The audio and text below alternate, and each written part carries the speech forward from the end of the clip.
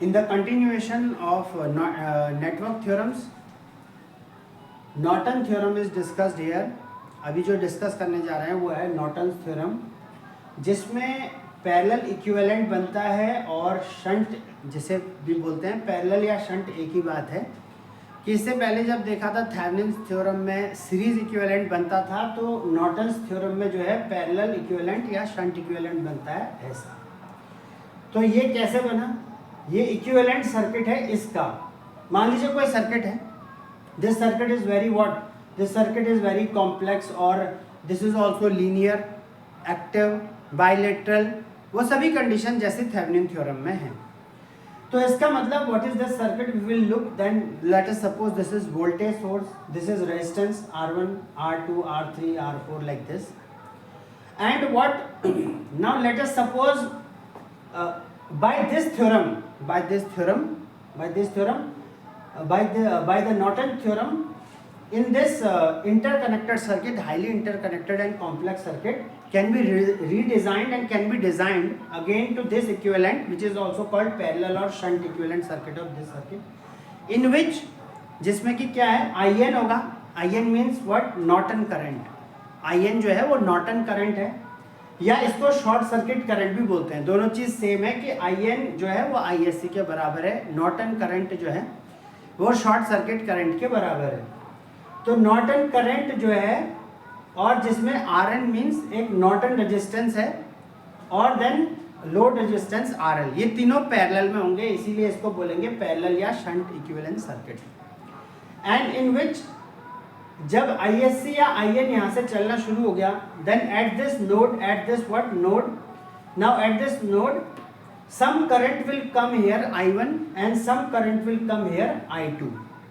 तो इसका मतलब यह है कि टोटल IN या ISC का कुछ पार्ट I1 है जो इस वाले RN में बह रहा है, और I2 जो है वो RL में बह रहा है. तो it means that if we will apply here KCL, Kirchhoff's current law, node law, point law, then we will see that IN या ISC is equal to I1 plus I2. means I1 and I2 both are component of what ISC और IN. तो जो total current आ रहा है उसका कुछ हिस्सा I1 है, कुछ हिस्सा I2 है, दोनों को जोड़ के I1 I2 को IN या ISC के बराबर है. तो विच इज IN और ISC तो सेम ही है. तो इसका मतलब इसमें जो है पैरेलल इक्विवेलेंट बनता है किसमें? नॉर्टन्स थ्योरम के केस में, which is also a theorem of network theorem. So it means that any active bilateral and what circuit, any active bilateral circuit, any complex circuit, interconnected circuit that can be replaced or redesigned or again designed or leaned, छोटा पतला किया जाए, लीन किया जाए, कम किया जाए, ताकि cost बचे, अन्य चीज़ों कॉम्प्लेक्सिटी बचे, सिंप्लीफिकेशन ईजी हो, इसलिए किया जाता है इक्विवेलेंट सर्किट्स को डिज़ाइन. कि इसका मतलब इतना ज़्यादा जो भी है, और भी ज़्यादा टिपिकल सब्जेक्ट, और भी ज़्यादा टिपिकल जो है सर्किट और network, that can be what, this circuit can be replaced in a very simple parallel or shunt equivalent circuit, and in which what IL component is also IN एक component को भी निकाला जाएगा जो RN से बह रहा है, और इस कंपोनेंट RL. सो अगर ऐसा इक्विवेलेंट सर्किट बनाना है तो क्या क्या निकालना पड़ेगा? ISC या IN निकालना पड़ेगा, कैलकुलेट, और फिर कैलकुलेट करना पड़ेगा RTH. RTH means calculate RN here, calculate what RN. RTH जो थेवेनिन के केस में होगा, और RN जो है वो नॉर्टन रेजिस्टेंस के केस में होगा.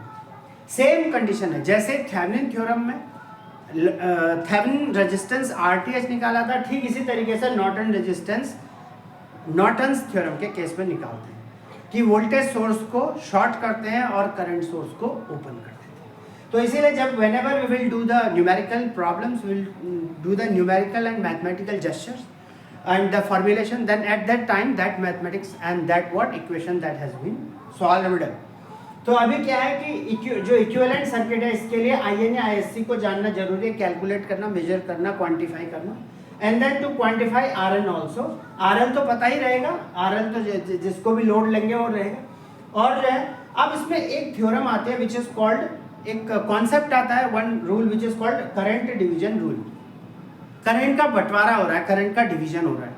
तो इट मीन्स व्हाट कि जो भी करंट है और जो विद्युत जो बह रहा है, तो जो भी विद्युत ऊर्जा है उसका क्या हो रहा है, बंटवारा हो रहा है, means what current division is occurred after this junction, इस जंक्शन या मुहाने या नोड यानी गांठ छोर के बाद और इस जो नोड है यानी जंक्शन दोनों के बाद जो है क्या हो रहा है, कुछ करंट I1 इधर जा रहा है, कुछ I2 जा रहा है। तो whenever we will calculate this component I1, तो जिसके अक्रॉस I1 निकालना है उसका रेजिस्टेंस को लीव कर देंगे, उसके पैरेलल जो रेजिस्टेंस है उसको ऊपर रखेंगे न्यूमरेटर में, और डिनोमिनेटर में दोनों को रखेंगे RN और RL को, और इनटू कर देंगे ISC से जितना आ रहा है या IN से। तो इसके कहने का मतलब ये है कि I1 जो है इतने मल्टीपल टाइम्स जो है वो ISC का है यानी IN का है। तो जैसे बोलते हैं ना I1 जो है इतना टाइम्स है किसका, IN का, कितना हिस्सा है, कितना गुना है, कितना टाइम्स है, कितना ये चीज़ है। तो दिस वन ऐसे ही I2 जब निकालेंगे तो करेंगे RL को छोड़ेंगे I2 में, RN upon RN plus RL into ISC या IN जो भी लिखना चाहेंगे। So this is called current division rule. तो जिस तरीके से इसमें, क्योंकि एक पैरेलल सर्किट है, पैरेलल में हमेशा क्या, पैरेलल में हमेशा जो है वो करंट वेरी करती है, वेरी का साइन ऐसे बदलती है, और वोल्टेज जो होता है वो सेम रहता है। Voltage will remains what, steady, steady means स्थिर, कांस्टेंट, सेम। तो ये सब रहता है, वोल्टेज बदलता नहीं है पैरेलल में, voltage is not getting to change but current is subjected to change. Current में जो है वेरिएबल होगा, वेरिएंस होगा in parallel what equivalent circuit. And what, जैसे यहाँ करंट डिवीजन रूल लगता है किन केस में, नॉर्टन थ्योरम के केस में, ठीक इसी तरीके से थेवेनिन थ्योरम के केस में वोल्टेज डिवीजन केस लगता है। क्योंकि जो थेवेनिन थ्योरम है उसमें वोल्टेज, क्योंकि उसमें सीरीज इक्विवेलेंट सर्किट बन रहा था, और सीरीज इक्विवेलेंट सर्किट में जब बनता है तो उसमें सीरीज में हमेशा वोल्टेज अलग अलग होती है, डिवाइडेड होती है, वोल्टेज की वैल्यू अलग अलग हो सकती है, लेकिन करंट सेम रहता है।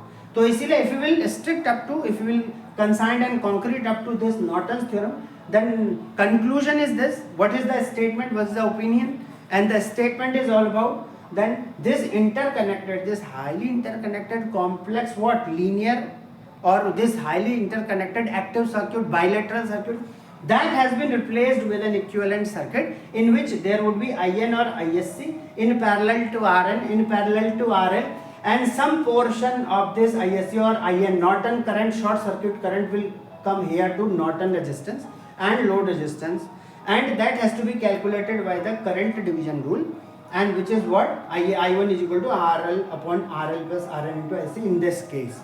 And if from this interconnected, from this complex circuit, this simple parallel shunted circuit, that has to be defined, अगर ये बहुत ज़्यादा जो टिपिकल सब्जेक्ट है इससे बहुत ही सिंपल पैरेलल और शंटेड इक्विवेलेंट, पैरेलल और शंट सेम है, इक्विवेलेंट सर्किट अगर बन जाता है तो उसके लिए दो चीज़ों को निकालना बहुत इंपॉर्टेंट है। IN ISC को पता कर लें और RN यानी नॉर्टन रेजिस्टेंस को पता कर लिया जाए। तो this is all about what Norton theorem.